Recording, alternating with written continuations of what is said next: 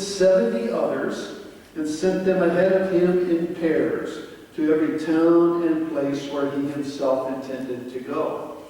He said to them, "The harvest is plentiful, but the laborers are few. Therefore, ask the Lord of the harvest to send out laborers into his harvest.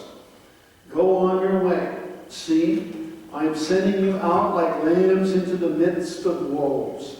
Carry no purse, no bag, no sandals, and greet no one on the road. Whatever house you enter, first say, 'Peace' to this house. And if anyone is there who shares in peace, your peace will rest on that person. But if not, it will return to you. Remain in the same house, eating and drinking whatever they provide, for the laborer deserves to be paid. Do not move about from house to house. Whenever you enter a town and its people welcome you, eat what is set before you. Cure the sick who are there and say to them, 'The kingdom of God has come near to you.' But whenever you enter a town and they do not welcome you, go out into its streets and say, 'Even the dust of your town that clings to our feet, we wipe off in protest against you.' Yet know this, the kingdom of God has come near. Whoever listens to you listens to me, and whoever rejects you rejects me, and whoever rejects me rejects the one who sent me." The 70 returned with joy, saying, "Lord, in your name even the demons submit to us." And he said to them, "I watched Satan fall from heaven like a flash of lightning. See, I have given you authority to tread on snakes and scorpions and over all the power of the enemy, and nothing will hurt you. Nevertheless, do not rejoice at this, that the spirits submit to you, but rejoice that your names are written in heaven." The gospel of the Lord. Praise you, Lord. I invite you to be seated.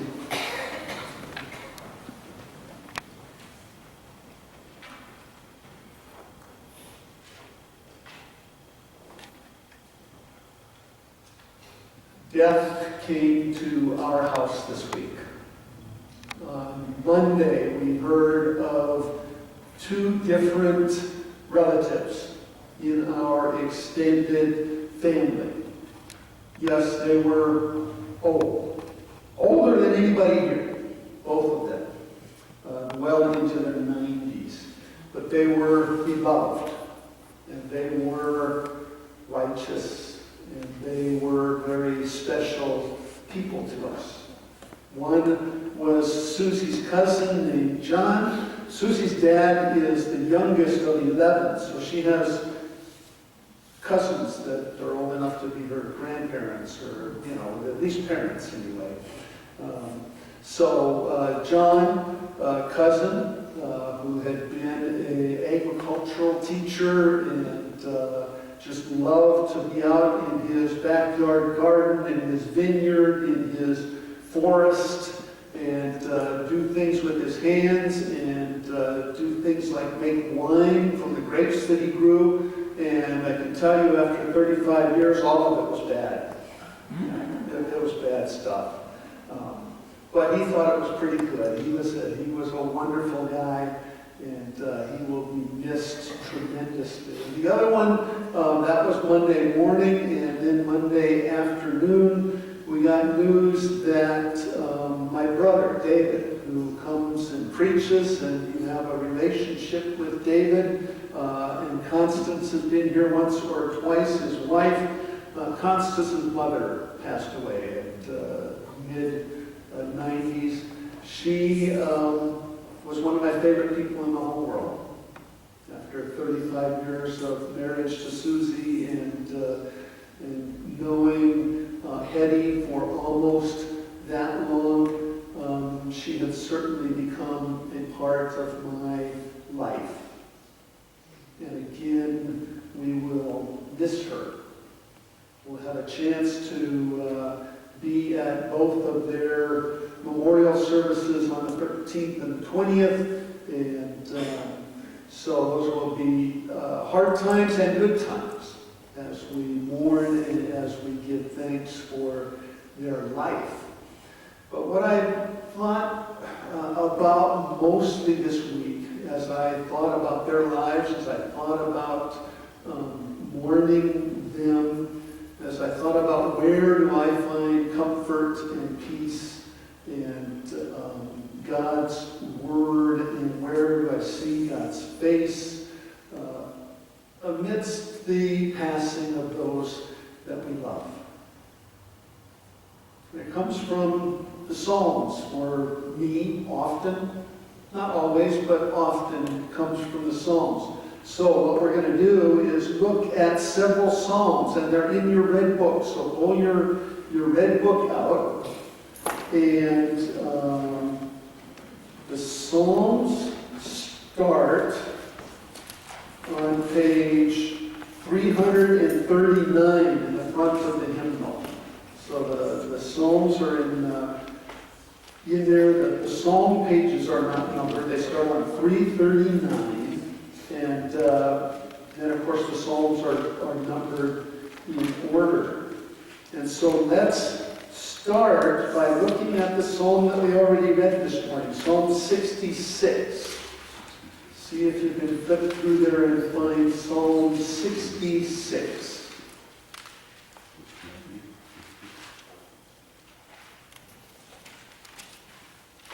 Sometimes for me, it's not the whole psalm that I use during a time of prayer or a time of asking God for comfort and for His face to be close to me.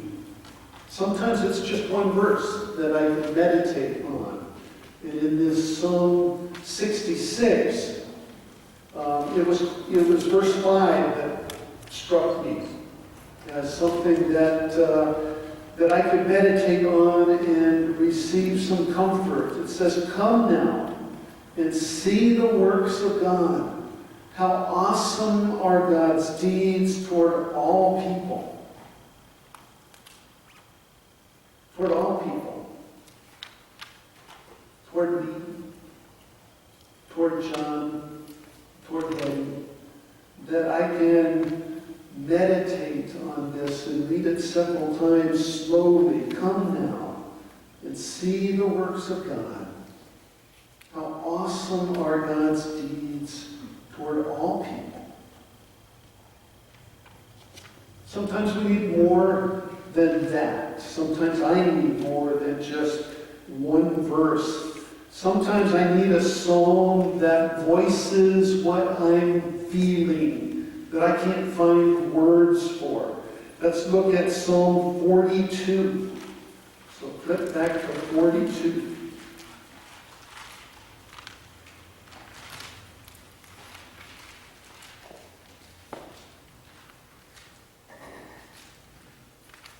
Just 1 through 5. 42, 1 through 5. Hear what the psalmist is feeling at the very soul of who they are. As the deer longs for the water brook, so longs my soul for you, O God. I thirst for God, for the living God. When shall I come to appear before the presence of God? Sometimes my soul just says, God, where are you? My tears have been food day and night, while all day long they say to me, where now is your God? Sometimes in the midst of grief, we want to say, where now is your God or my God? It's okay to change some of the words to make it fit you. I pour out my soul when I think on these things, how I went with the multitude and led them into the house of God with shouts of thanksgiving among those keeping festival. Why are you so full of heaviness, O my soul? And why are you so disquieted within me? Doesn't that feel like something you feel when you're grieving for somebody? Why are you so full of heaviness, O my soul? Why are you so disquieted within me? A time where you really don't know how to express what's going on in your soul. But then he finishes up this part. Put your trust in God, for I will yet give thanks to the one who is my help and my God. In almost every one of the Psalms that is a lament psalm, a psalm of crying out, there are parts that say this very thing in very different words, but put your trust in God, for I will yet give thanks to the one who is my help and my God. But what if that's not what we're feeling? What if at the loss of a loved one we're feeling angry? What if we can't hardly talk to God because we just can't believe that our loved one is gone? Let's turn to Psalm 13.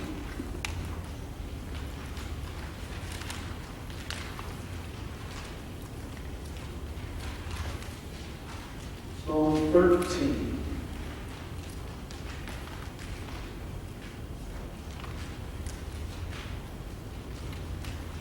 How long, O Lord, will you forget me forever? How long will you hide your face from me? How long shall I have perplexity in my mind and grief in my heart? Day after day, how long shall my enemy triumph over me? Look upon me and answer me, O Lord my God. Give light to my eyes, lest I sleep in death. Lest my enemies say I have defeated you and my foes rejoice that I have fallen. What if we're angry at God? Or what if we're just plain angry and we can't express it? And God is the only one that we feel can take it. There's an expression of anger that God can take, that gives you words to express what's going on in your heart. And of course, God finishes this up. But I trust in your unfailing love. My heart is joyful because of your saving help. I will sing to the Lord who has dealt with me richly. So sometimes we need to be able to express our sorrow. Sometimes we need to be able to express our anger. Sometimes we need to be able to express other things. Sometimes it's a need. We need comfort right in that moment. Let's turn all the way back to 121. 121.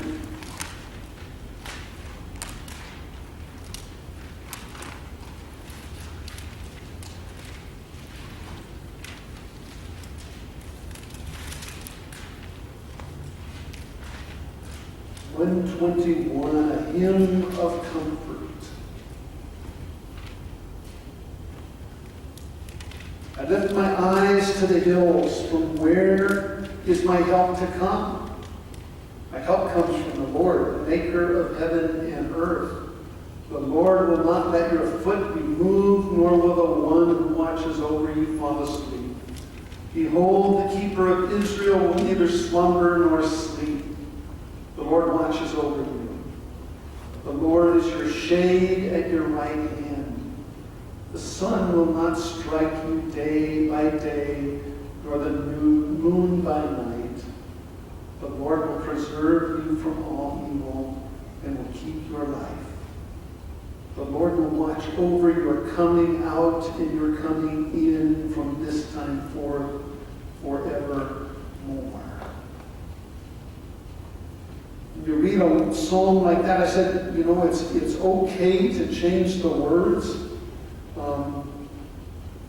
Starting in verse 3, you could read that to yourself or out loud. The Lord will not let my foot be moved, nor will the one who watches over. Behold, Verse 5, the Lord watches over me.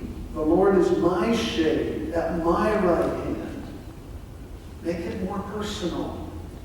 Find some comfort there. That the Lord is present in your life, in your comings and your goings. And sometimes we need comfort regarding the one who has passed. Maybe, just maybe, they weren't the perfect person. Let's look at 130, just one page over. 130.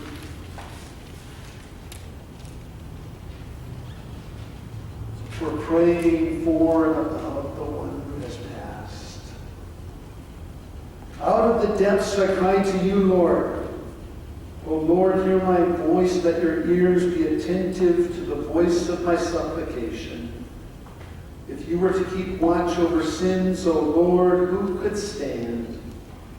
Yet with you is forgiveness, in order that you may be feared. I wait for you, O Lord. My soul waits in your word is my hope.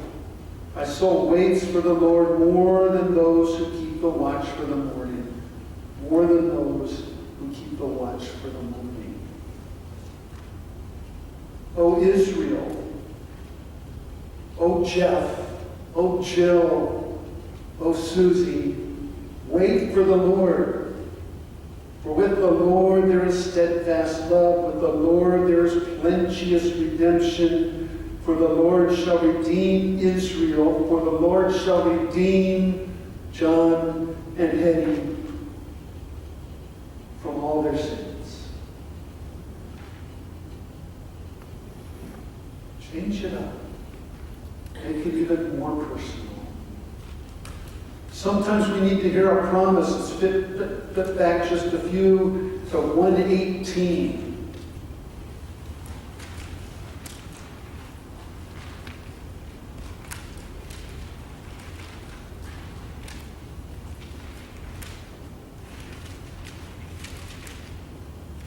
Sometimes we need to hear God's promise. Give thanks to the Lord, for the Lord is good. God's mercy endures forever. Let Israel now declare God's mercy endures forever. Let the house of Aaron declare God's mercy endures forever. Let the house of Lavan declare God's mercy endures forever. Let the house of Darlene declare God's mercy endures forever. Let those who fear the Lord declare God's mercy endures forever. In distress I call to you, Lord. You answer by setting me free. The Lord is with me. I shall not fear. What can anyone do to me?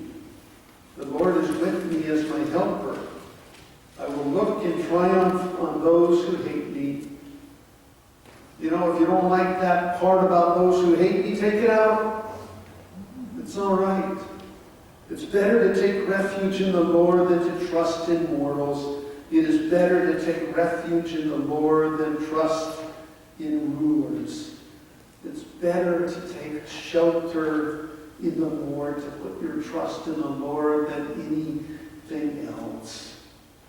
And of course, if we're talking about grieving and about looking for comfort, we can't ignore the one that we hear most often at times like this, number 23.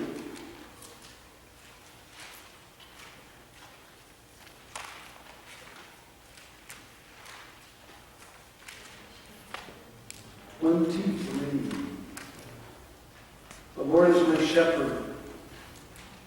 I shall not be in want. The Lord makes me lie down in green pastures and leads me beside still waters. You restore my soul, O Lord, and guide me along right pathways for your name's sake. Though I walk through the valley of the shadow of death, I shall fear no evil, for you are with me. Your rod and your staff, they comfort me. You prepare a table before me in the presence of my enemies. You anoint my head with oil. My cup is running over. Surely goodness and mercy shall follow me all the days of my life, and I will dwell in the house of the Lord forever. Hear the promises that God makes, that you will dwell in the house of the Lord forever. Not someday, but forever. And forever started long before you were born and ends never. That you will dwell in the house of the Lord forever. And as you in your own life meet someday, we've all been through it. We will all go through it some more, that somebody we love will pass away. You don't have to be an expert in the Psalms to use the Psalms to comfort you. Play a little bit of Psalm roulette. Just open up the Psalms and start to read the first paragraph of different Psalms and see if it talks to you. But really the best way to use them at the time of grief is to know them. To read them on a regular basis so that you can think of, oh, there's that psalm that says, how long, O Lord? Where is that? And you can flip through and find that. But as I say, you don't need to be an expert. The Psalms are a wonderful place to grieve. To give voice to your anger, to your woe, to your sorrow, to your loneliness. And they're a place to give you comfort. And they're a place to sing a new song to the Lord. So let's close with a prayer from number 34. So again, just a couple of pages.